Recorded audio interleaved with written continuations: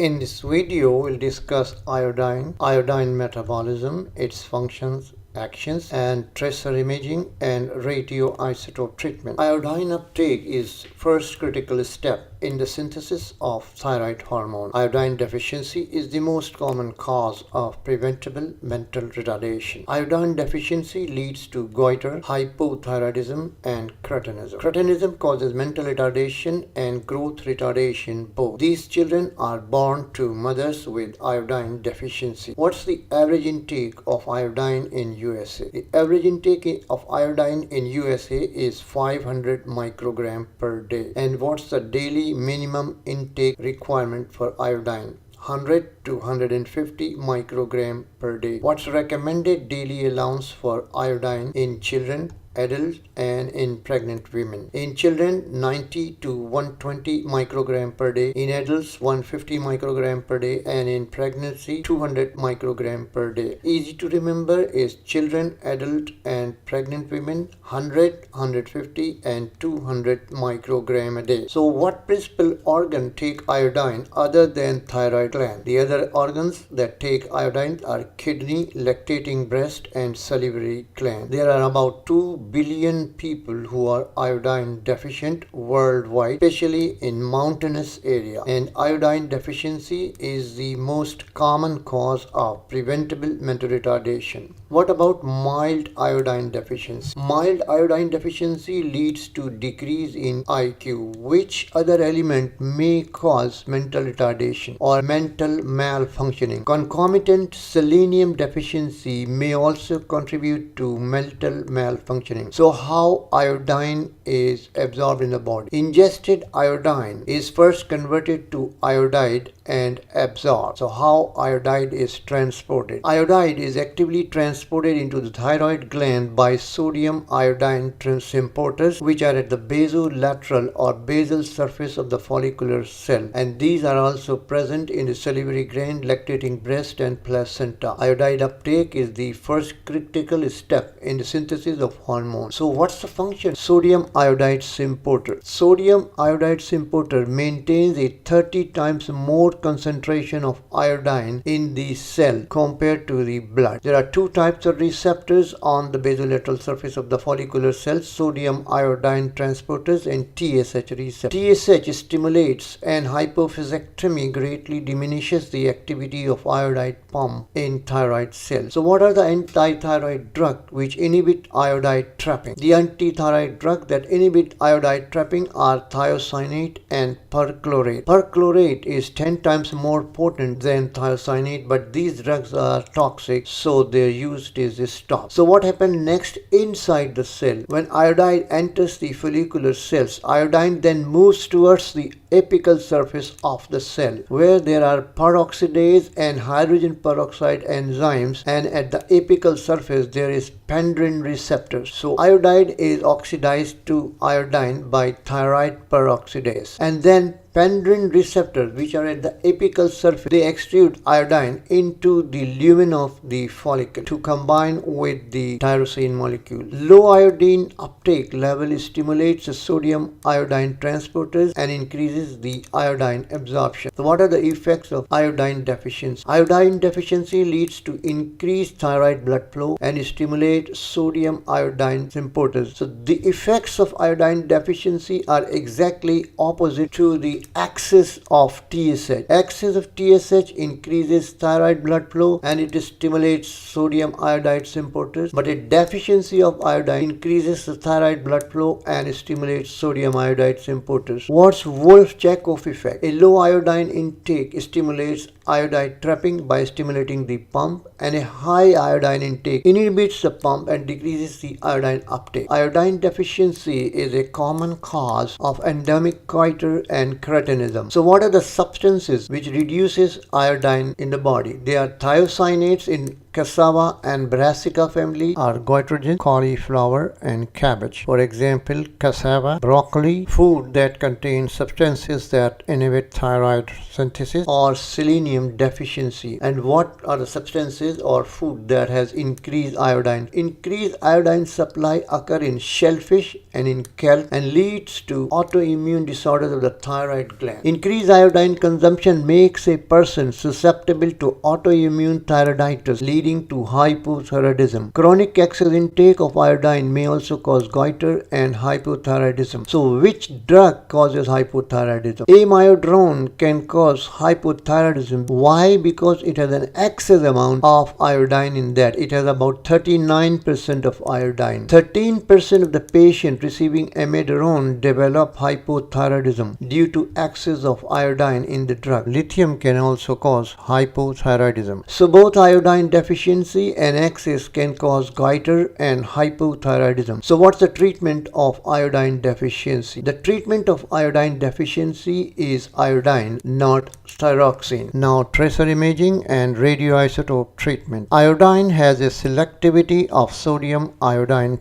synthetase. This is very important because radioactive iodine treatment does not affect the other tissues other than the sodium iodine synthetase. Radioactive iodine allows the treatment of Graves' disease and the thyroid cancer with radiation with radioisotope of iodine without affecting other organs. Thyroid gland selectively transports radioisotopes of iodine 123, 125, 131 and technetium 99. Radionucleotide iodine scan distinguishes the following disorders: Graves' disease, nodular thyroid disease, destructive thyroiditis, ectopic thyroid tissue, and factitious thyrotoxicosis. So what the Graves' disease nuclear imaging shows? It shows a homogeneously increased tracer uptake. In TSH secreting pituitary adenoma, there is also a diffuse goiter, but TSH is increased and hormones are increased both. A normal TSH excludes Graves' disease as a cause of diffuse goiter. How about toxic adenoma? In toxic adenoma, there are focal areas of increased uptake. And about toxic multinodular gland? So in toxic multinodular gland, architecture is distorted. So there are multiple areas of relatively increased or decreased tracer uptake. How about tracer uptake in subacute thyroiditis? Tracer uptake in subacute thyroiditis is very low. Very low uptake is because of the follicular cell damage. And the tracer uptake in thyrotoxicosis factitia is also low. How about non-toxic diffuse goiter? In them, TSH normal or slightly increased normal thyroid function and the radioactive iodine uptake may be normal or high with normal thyroid scan.